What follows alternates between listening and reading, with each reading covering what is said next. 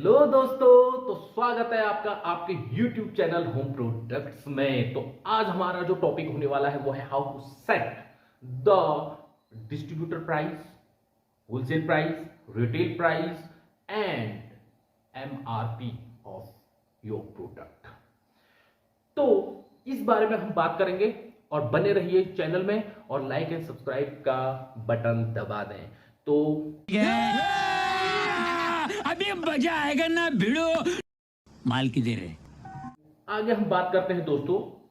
सबसे पहले हमारा रॉ मटेरियल हम ऑर्डर करते हैं और हमारे पास बिल्टी बन के आती है।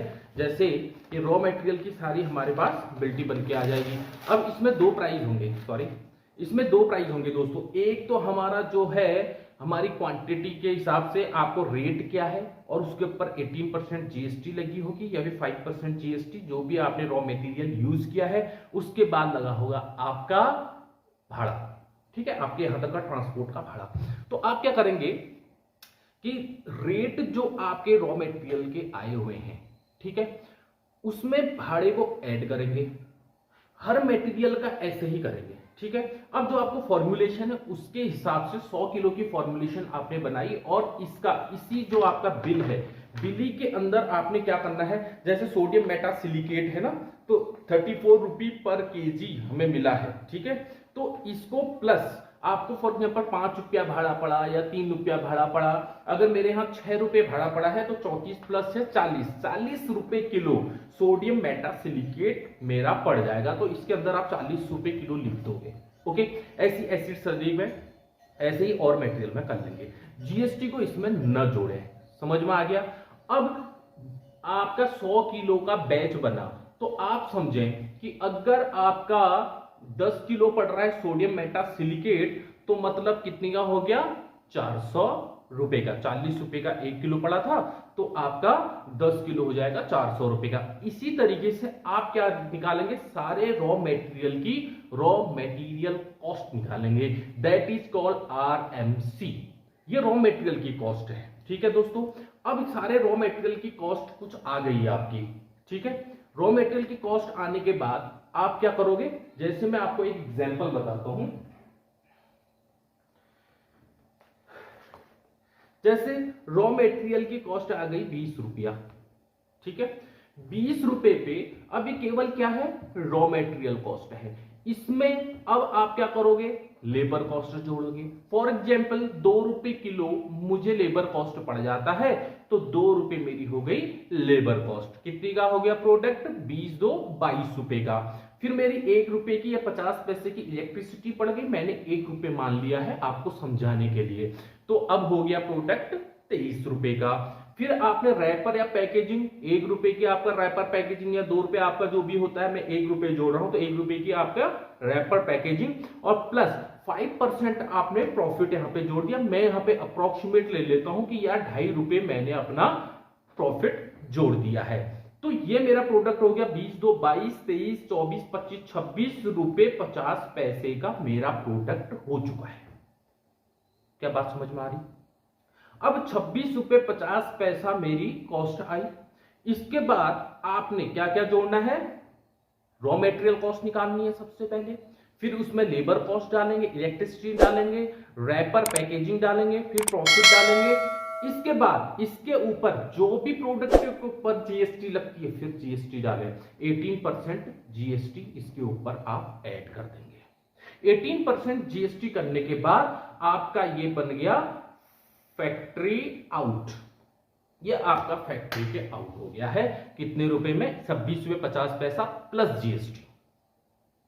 क्या आपको बात समझ में आ गई दोस्तों। तो ये होने के बाद अब आपने आपका प्रोडक्ट पड़ा 26 रुपए 50 पैसे का, आपने डिस्ट्रीब्यूटर को दे दिया 26 रुपए 50 पैसा आपका प्रोडक्ट। अब मैंने डिस्ट्रीब्यूटर को कितने का दे दिया, 26 रुपए 50 पैसे का दे दिया। 5% आपका डिस्ट्रीब्यूटर लेगा। आगे इसने फॉर एग्जाम्पल मैं आपको समझाने के लिए यहां पे ले लेता हूं, फॉर एग्जाम्पल 5% आगे करके ये बन गया 27 रुपए का। ठीक है, ये आप कैलकुलेट कर लीजिएगा, मैं यहां पर रफ कैलकुलेशन कर रहा हूं। तो 27 रुपए का। आगे डिस्ट्रीब्यूटर के बाद होलसेलर को आपने 10% दे दिया। मैंने कहा भैया ये प्रोडक्ट हो गया 31 रुपए का, अप्रोक्सीमेट बात कर रहा हूं, आप निकाल लीजिएगा। This calculation is not calculated, ये कैलकुलेटेड नहीं है, ठीक है, आप इसकी कैलकुलेशन प्रॉपर कर लें। अब 31 रुपए पहुंच गया। इसके बाद होलसेल प्राइस के बाद आ गया रिटेल प्राइस। रिटेल को आप देते हैं फॉर एग्जांपल 15%, तो भाई रिटेल पे कितना पड़ गया, 35 रुपया, ठीक है।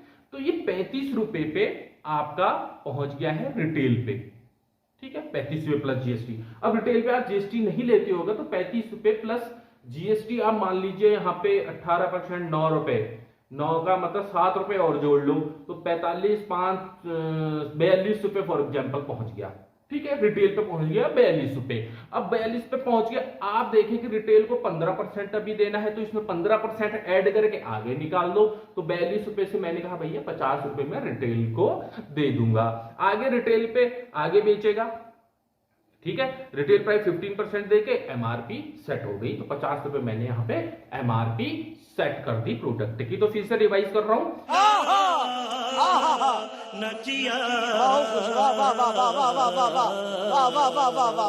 सबसे पहले रॉ मटेरियल कॉस्ट निकालेंगे। रॉ मटेरियल कॉस्ट निकालने के बाद उसमें लेबर कॉस्ट लगेगी, इलेक्ट्रिसिटी चार्ज डालेंगे, रैपर प्रॉफिट डालेंगे, फिर उसके बाद आप उसके अंदर जीएसटी जोड़ोगे, ठीक है ना।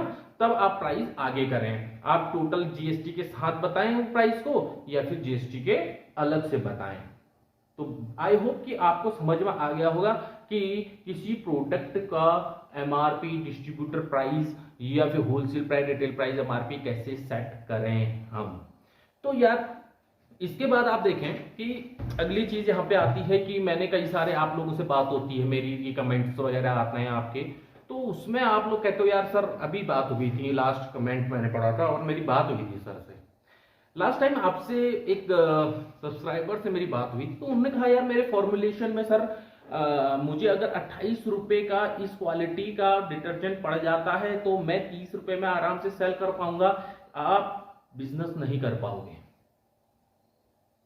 बड़े दुख के साथ कह रहा हूं कि आप नहीं कर पाओगे। 2 रुपए में काम कैसे कर लोगे, 5 रुपए में काम कैसे कर लोगे, आप नहीं कर पाओगे। देखिए आपको डिस्ट्रीब्यूटर, होलसेल, रिटेल प्राइस ये सारा को सेट करना होगा। ये नहीं कि आपने 40 का प्रोडक्ट बनाया जी, 50 में बेच दिया, कल को काम बढ़ेगा, अगले बीच में मार्जिन कैसे देंगे, आप नहीं दे पाओगे, डिस्ट्रीब्यूटर को नहीं दे पाओगे आप। उस सारे स्टेट में आप कैसे बेच लोगे अकेले। अभी अगर आप कहते हो यार मैं अकेले काम कर रहा हूं, मेरे को प्रोडक्ट पड़ गया जी, मेरे को 42 रुपए का पड़ गया, मैं तो 50 का बेचता हूं, 8 रुपए पर केजी मुझे पड़ जाता है, ठीक है आपकी बात, 8 रुपए पर KG is very good profit, okay, 20% करीब आपको आ गया है। लेकिन क्या आपने जिंदगी भर सरफ या फिर अगरबत्ती बेचनी है, सारा कुछ यही करते रहोगे। तो आप ये समझें, अगर यहां से 42 रुपए से 50 रुपए या फिर आपने 60 एमआरपी कर दी, आपने wholesale price, retail price, distributor price जो बीच का है, आप डायरेक्ट सेलिंग कर रहे हो, फैक्ट्री आउट से आप डायरेक्ट रिटेल पे जा रहे हो या फिर डोर सेलिंग कर रहे हो, तो ये सारा मार्जिन आपका बनता है दोस्तों। तभी आप आगे बिजनेस कर पाएंगे, उसकी मार्केटिंग कर पाएंगे, उसकी रैपर कर पाएंगे, उसको होल्डिंग लगा पाएंगे, अगले को मार्जिन दोगे तो वो काम करेगा। तो इस चीज का जरूर ध्यान दें। आप परसेंट कम रखें, भले ही 10% न रखें, 5%, अभी आप काम कर रहे हो ना तो 2% रख लें, आप डिस्ट्रीब्यूटर के लिए, होलसेल के लिए 3% रख लें, रिटेल के लिए आप रिटेल पे डायरेक्ट जा रहे हो तो आपका 20% बन जाएगा। तो बाद में क्या होगा कि आप अपना परसेंट, आप भी 20% कमा रहे हो तब 2% कमाओगे, लेकिन अभी से आप अपने दिमाग के अंदर सेट करके रखिए कि भाई ये मैं डायरेक्ट सेलिंग कर रहा हूं इसलिए मैं ये कर रहा हूं, अगले को मेरे को माल देना है तो कितने में देना है, इतनी क्वांटिटी अगर माल ले रहा है कोई तो किस प्राइस पे देना है, तो इसके लिए आप रेडी रहें और आपका चार्ट बना हुआ होना चाहिए। जब आपको क्लियर होगा कि किस प्राइस के नीचे मुझे नहीं जाना है, यहां तक मैं जा सकता हूं और इतनी क्वांटिटी पे 1 टन क्वांटिटी को मैं इस रेट पे दूंगा, 1 क्विंटल क्वांटिटी को इस रेट पे दूंगा, 5 क्विंटल क्वांटिटी को इस रेट पे दूंगा या 5 टन क्वांटिटी को इस रेट पे दूंगा। ईमानदारी रखें, आप फालतू के आपको उसके अंदर कमाने की न सोचें, जितना पड़ता है उतना आप आगे कर दें, क्लियर रहें, भैया 1 रुपया मैं कमा रहा हूं, क्लियर। तो इस तरीके से काम करें तो आपको हमेशा दोस्तों इसमें प्रॉब्लम नहीं आएगी। ये मत सोचें कि प्रोडक्ट कैसे बनेगा, क्या होगा, सब कुछ सही होगा। आप रॉ मटेरियल कॉस्ट से लेके ये सब चार्जेस एमआरपी तक आपको सेट होनी चाहिए। तो ये तो हो गई प्रोडक्ट की बात। अब दूसरी प्रॉब्लम क्या आती है कि मनी सर्कुलेशन। जितने भी हमारे छोटे व्यवसायी हैं तो उनके साथ प्रॉब्लम क्या है कि थोड़ा पैसा क्या होता है, उसे घर से चलाना होता है, उससे आपको ईएमआई भी देनी है, उसी से आपको अपने जो भी अचानक से जो खर्चे आ जाते हैं वो भी चलाने हैं। तो इसमें क्या होता है, मनी सर्कुलेशन खराब हो जाता है, मनी की हमेशा कमी रहती है। ये रहेगी, माफ कीजिए, ये हमेशा रहेगी और ये कम ही पड़ने वाला है। हमेशा आप इसमें पैसा डालते रहोगे और ये होगा। तो आप कहेंगे यार फिर बिजनेस क्यों कर रहे हैं? बिजनेस इसलिए कर रहे हैं, इससे आपके टर्नओवर बढ़ेंगे, टर्नओवर बढ़ेंगे तो आपकी लिमिट्स बढ़ेंगे, आपके लोन के लिमिट्स बढ़ेंगे, आपके पास पैसा काम चलता रहेगा।